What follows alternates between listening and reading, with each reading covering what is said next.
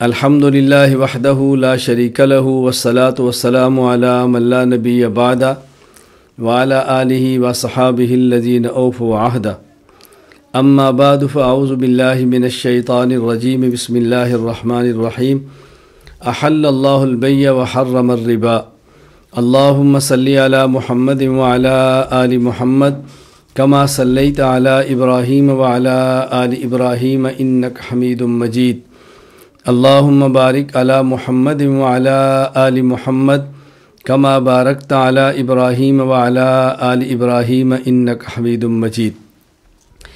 اللہ تعالیٰ کا بہت بڑا احسان، فضل اور کرم ہے کہ ہمارا ملک پاکستان، اسلامی جمہوریہ پاکستان، اس کا آئین اسلامی ہے اور آئین کی بنیاد قرآن و سنت ہے، اور اسلامی جمہوریہ پاکستان میں آئین کی روح سے کوئی بھی قانون قرآن و سنت کے خلاف نہیں بن سکتا۔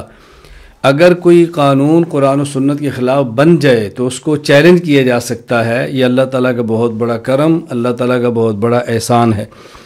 ان دنوں میں سود کے حوالے سے ہمارے ملک میں ایک بات چل رہی ہے، تو اسی حوالے سے میں چند ایک باتیں آج کی مجلس میں آپ کی خدمت میں عرض کرنا چاہتا ہوں تاکہ بات ذرا کھل کر سامنے آ جائے۔ دیکھیں، پہلی بات تو یہ سمجھیں کہ پاکستان میں ہمارے جیت علماء کرام نے سود کے نظام کے خاتمہ کے لیے بھرپور کوشش کی ہے۔ اس میں ایک توانا اور بلند آواز شیخ الاسلام مفتی محمد تقی عثمانی صاحب دامت برکاتہم صدر وفاق المدارس العربیہ پاکستان کی ہے۔ اللہ تعالیٰ ان کو اپنی شان کے مطابق اجر عطا فرمائے۔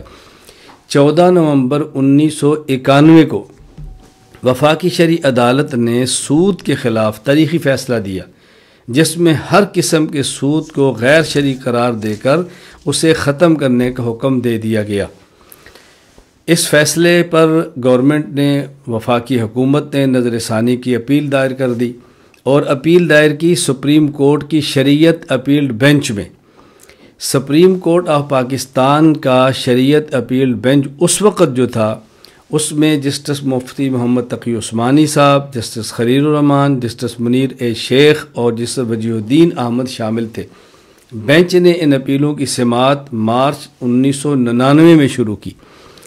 اس بینچ نے 20 مقتدر علماء کرام، ملکی اور غیر ملکی محققین کو دعوت دی کہ اس مسئلے پر عدالت کے ساتھ تعاون کریں۔ ان محققین ماہرین میں علماء کرام بھی تھے، مفتیان اعظام بھی تھے، قانون دان بھی تھے، معیشت کو سمجھنے والے ماہرین معیشت بھی تھے، تجار بھی تھے، بینک کار بھی تھے، اور چارٹرڈ اکاؤنٹنٹ حضرات شامل تھے۔ اس مقدمے کی سماعت جولائی 1999 کے آخر تک جاری رہی، جس کے بعد اس کا فیصلہ محفوظ کر دیا گیا۔ پھر 23 دسمبر 1999 کو سپریم کورٹ آف پاکستان کی شریعت اپیل بینچ نے اپنا فیصلہ دیا، جس میں سود کو غیر قانونی اور غیر اسلامی قرار دیا کہ سود کسی بھی قسم کا ہو، یہ غیر قانونی ہے اور غیر اسلامی ہے۔ اس کے بعد پھر نظر ثانی کی اپیل دائر کر دی گئی، اور طویل عرصے تک فیصلہ شرعی عدالت میں پڑا رہا۔ اس دوران شرعی عدالت کے کئی ایک معزز جج صاحبان ریٹائرڈ ہوئے یا تبدیل کر دیے گئے۔ خیر، یہ فیصلہ التوا کا شکار رہا۔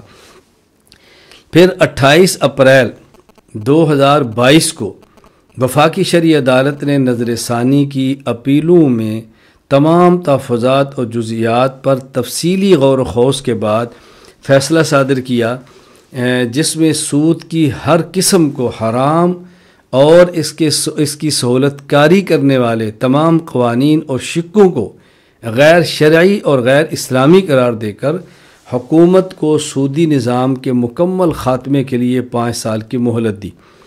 31 دسمبر 2027 تک تمام قوانین کو سود سے پاک اسلامی فیصلوں میں ڈالنے کا حکم دیا گیا۔ یہ فیصلہ وفاقی شرعی عدالت کا آ گیا۔ اس فیصلے کے بعد 5 بینکوں نے فیصلے کے خلاف اپیل کر دی، اور ان میں اسٹیٹ بینک آف پاکستان تھا اور 4 نجی بینک تھے، NBP، MCB، HBL اور UBL۔ ان نے وفاقی شرعی عدالت کے فیصلے کے خلاف سپریم کورٹ میں باقاعدہ درخواستیں دائر کی۔ اب جو اسلامی جمہوریہ پاکستان میں بسنے والے علماء ہیں، عوام ہیں اور جو بھی دیندار یا دین سے محبت رکھنے والا طبقہ ہے، ان حضرات نے آواز بلند کی، احتجاج کیے، کوئی لکھتا رہا، کوئی بولتا رہا، جو جس کی استطاعت اور بساط تھی اپنی ہمت کے مطابق احتجاج ہوتا رہا۔ 29 جون 2022 کو ملک کے موجودہ وزیر اعظم میاں محمد شہباز شریف صاحب سے شیخ الاسلام مفتی محمد تقی عثمانی صاحب دامت برکاتہم، قائد جمعیت حضرت مولانا فضل الرحمان صاحب دامت برکاتہم، اور ناظم اعلیٰ فاق المدارس العربیہ پاکستان قاری محمد حنیف جلندری دامت برکاتہم نے تفصیلاً ملاقات کی، اور نمائندہ وفد نے سود سے متعلق عدالتی فیصلے کے خلاف نیشنل بینک کی اپیل کے حوالے سے اپنے تحفظات سے آگاہ کیا کہ سود کے متعلق عدالتی فیصلے کے خلاف یہ جو اپیل ہوئی ہے اس میں امت مسلمہ کے دل رجیدہ ہے، پوری امت پریشان ہے، اور ہمارا یہ مزاج نہیں ہے، ملک کا اور شریعت کا یہ مزاج نہیں ہے، اس کے خلاف ہے، اس پر غور و خوض کریں۔ الحمدللہ اللہ تعالیٰ جزائے خیر عطا فرمائے ہمارے محترم وزیر اعظم صاحب کو، انہوں نے یقین دہانی کرائی کہ نیشنل بینک عدالتی فیصلے کے خلاف اپیل واپس لے گا، اور ٹاسک فورس کو باقاعدہ حکم دیا کہ اپیل واپس لینے کے حوالے سے فوری اقدامات کریں۔ اس کا نتیجہ کیا ہوا؟ 9 نومبر 2022 کو وفاقی وزیر خزانہ جناب اسحاق ڈار صاحب نے وفاقی شرعی عدالت کے فیصلے کے خلاف سپریم کورٹ میں دائر حکومت کی اپیل واپس لے لی، اور واپس لیتے ہوئے یہ اعلان کیا ہم ملک میں اسلامی بینکنگ کے نظام کو آگے بڑھائیں گے، بہت جلد اس نظام کو مکمل نافذ بھی کریں گے۔ وفاقی شرعی عدالت نے سودی نظام کے خلاف جو فیصلہ دیا تھا وہ قرآن و سنت کے مطابق تھا۔ تو محترم جناب وزیر خزانہ صاحب کے یہ 3 جملے اور 3 باتیں بڑی اہم ہیں اور قابل قدر ہیں، ہم اس کو قدر کی نگاہ سے دیکھتے ہیں۔ اللہ تعالیٰ ان کو اپنے ان جملوں کے مطابق عمل کرنے کی توفیق عطا فرمائے۔